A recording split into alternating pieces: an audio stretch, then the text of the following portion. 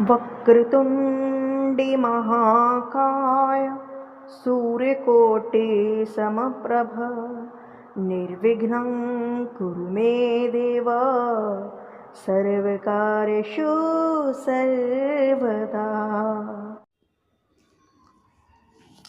राधे राधे दोस्तों, भक्ति सागर सोनिका चैनल में आप सबका स्वागत है। और हम आपके लिए लेकर आए हैं धरती माता की कथा। आपको तो पता ही है कि मकर संक्रांति पर बहुत सारी महिलाएं धरती माता की कथा के नेम लेती हैं, जो कि पूरा वर्ष सुनती हैं। तो सोचा कि हमारे चैनल के माध्यम से हम भी आपको ये कथा सुना दें। उम्मीद है कि आपको अच्छी लगेगी। तो आइए कथा आरंभ करते हैं। बोलो गणेशाय नमः। धरती माता की जय। एक समय की बात है कि एक ब्राह्मणी थी। वे बहुत ही धार्मिक महिला थी। सभी ग्रामवासी उसका बहुत सम्मान करते थे। कोई भी उसकी शरण में आता वह सबकी मदद किया करती। मन ही मन भगवान का स्मरण किया करती थी। भगवान की सेवा, पूजा, जरूरतमंदों की सेवा उसका परम धर्म था। एक दिन ब्राह्मणी मरकर भगवान के घर गई। वहां जाकर बोली, मुझे बैकुंठ का रास्ता बता दो। स्वर्ग से एक दूत आया और बोला, ब्राह्मणी आपको क्या चाहिए? वो बोली, मुझे बैकुंठ का रास्ता बता दो। आगे आगे दूत और पीछे पीछे ब्राह्मणी मंदिर तक गए। ब्राह्मणी बहुत धार्मिक महिला थी। उसने बहुत दान पुण्य कर रखा था। उसे विश्वास था कि उसके लिए बैकुंठ का रास्ता अवश्य खुल जाएगा।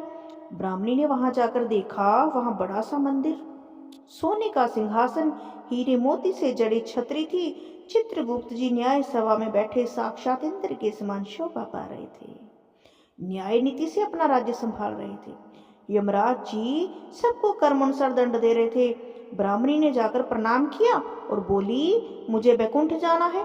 चित्रगुप्त ने लेखा सुनाया और कहा, ब्राह्मणी तुमने सब धर्म किए परंतु धरती माता की कहानी नहीं सुनी, इसीलिए तुम्हारे सिर पर धरती माता का कर्ज है। बैकुंठ में कैसे जाएगी?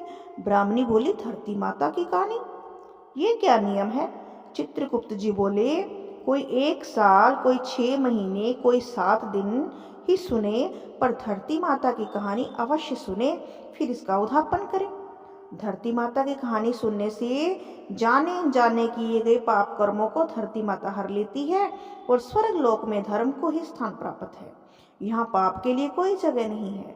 धरती माता की कहानी पीपल के पेड़ के नीचे बैठकर सुननी चाहिए। यह सुनकर ब्राह्मणी ने प्रार्थना की कि मुझे 7 दिन आप वापस पृथ्वीलोक भेज दीजिए, मैं कहानी सुनकर वापस आ जाऊंगी। चित्रगुप्त जी ने उसका लेखा जोखा देखकर 7 दिन के लिए पृथ्वी पर उसको वापस भेज दिया। अब ब्राह्मणी जीवित हो गई। ब्राह्मणी ने अपने परिवार वालों से कहा कि मैं 7 दिन के लिए धरती माता की कहानी सुनने के लिए वापस आई हूँ। इस कथा को सुनने से बड़ा पुण्य मिलता है। उसने पीपल के पेड़ के नीचे बैठकर परिवार के साथ 7 दिन तक धरती माता की कथा सुनी। 7 दिन पूरे होने पर वापस धर्मराज जी का बुलावा आया और ब्राह्मणी को बैकुंठ में श्री हरि चरणों में स्थान प्राप्त हुआ। जो कोई भी प्राणी धरती माता की कहानी सुनता है, मृत्यु के समय सभी पाप कर्म धरती माता हर लेती है, वह प्राणी को बैकुंठ में स्थान प्राप्त होता है। बोलो धरती माता की जय। तो धरती माता की सदा ही जय। धरती माता की कथा। बोलो धरती माता की जय। एक माँ थी, उसके एक बेटा व एक बेटा और एक बेटी। दोनों छोटे छोटे थे। माँ बहुत गरीब थी। वह मजदूरी करके अपना गुजारा चलाती। धीरे धीरे बच्चे बड़े होने लगे। बेटी शादी के योग्य हो गई। माँ बूढ़ी हो गई। माँ ने बेटे से कहा, बेटा तेरी बहन बड़ी हो गई है, तुम्हारे जैसा घर वर देखकर इसका शादी कर देना।